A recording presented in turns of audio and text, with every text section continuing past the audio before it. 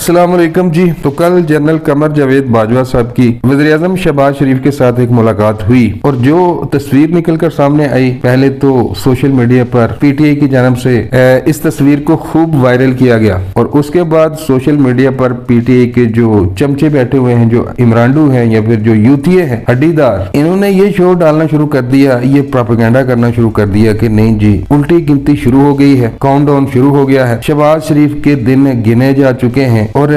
General Bajwa की जानब से शहबाज शरीफ साहब को ये कह दिया गया है कि अगर इमरान खान ने लॉन्ग मार्च का ऐलान कर दिया तो आप या फिर पीडीएम की हुकूमत इमरान खान के लॉन्ग मार्च को रोक नहीं पाएगी, लिहाजा बेहतरी इसी में है कि आप इस्तीफा दें और घर जाएं। तो ये सब कुछ प्रोपेगेंडा किया गया, वीडियो पे वीडियो ये लोग बना रहे थे कि शहबाज शरीफ को army chief general Qamar Javed Bajwa की जानब से इनको आगाह कर दिया है कि आप अब घर जा सकते हैं। तो असल में मैं आपको पहले भी बताता रहता हूं कि 4 सालों में किया तो कुछ भी नहीं, सिर्फ एक काम किया इन्होंने कि इन्होंने ये तरीके सीखे कि झूठ कैसे बोलना है, प्रोपेगेंडा कैसे करना है। पहले हम इंडियन मीडिया को कहते थे कि इंडियन मीडिया प्रोपेगेंडा करने में सबसे आगे है, लेकिन आज के दौर में इमरान खान का या फिर पीटीआई का जो सोशल मीडिया सेल है वो इंडियन मीडिया से भी 2 हाथ आगे निकल गया है। तो इन्होंने एक प्रोपेगेंडा फैलाया कि पीडीएम की या फिर शहबाज शरीफ की हुकूमत गिरने वाली है। कुछ इमरानडू तो ये कह रहे थे कि नहीं जी, अगर शहबाज शरीफ साहब ने इनकार किया या फिर कोई उन्होंने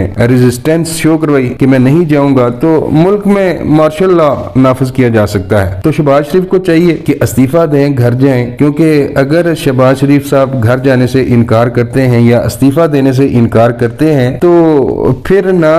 बाजी इमरान खान के हाथ में आएगी और ना शहबाज शरीफ साहब जीतेंगे, तीसरी कुव्वत यानी कि कोई और डिक्टेटर आ जाएगा। तो इस तरह गुमराह किया गया लोगों को और इमरान खान की तारीफों के पुल बांधे गए कि नहीं जी, इमरान खान साहब ने तो इनको मजबूर कर दिया है, इस्टेब्लिशमेंट इमरान खान के सामने झुक गई है और इमरान खान के तमाम मुतालबों को मान लिया गया है। असल में कल वाली मुलाकात में अब जो चीजें निकल कर सामने आ रही हैं, कुछ सीनियर तजिया निगार हैं, कुछ में सीनियर सहाफियों के मैंने कॉलम भी पढ़े हैं, तो ऐसा कुछ भी नहीं है। ये मुलाकात हुई है असल में जो आइंदा आर्मी चीफ होगा उस हवाले से मुशावरत का अमल शुरू किया जा चुका है कि अगला आर्मी चीफ कौन होगा। यहाँ पर 2 खबरें निकलकर सामने आ रही हैं। एक तो ये है कि मुस्लिम लीग नून में कुछ ऐसे लोग हैं जिनका शहबाज शरीफ साहब से ये पुरजोर मुतालबा है कि आप जल्द अज जल्द नए आर्मी चीफ का ऐलान करें। तो इस हवाले से कहा यह जा रहा है कि अक्टूबर के आखिरी हफ्ते में नया आर्मी चीफ का ऐलान कर दिया जाएगा और उनका नाम सामने आ जाएगा। जबकि दूसरी तरफ पीडीएम में कुछ और जमातें भी हैं जिनका ये मौकफ है कि मौजूदा आर्मी चीफ यानी कि जनरल कमर जावेद बाजवा साहब को हुकूमत की जानब से एक दफा कहा जाए कि आप 1 साल की मजीद एक्सटेंशन ले लें। तो इस तरह की खबरें गर्दिश कर रही हैं। अगर मौजूदा आर्मी चीफ साहब को हुकूमत 1 साल की एक्सटेंशन देती है तो इमरान खान साहब के लिए फिर भी बुरे दिन है, और अगर कोई नया आर्मी चीफ आता है या फिर आप ये कह लें कि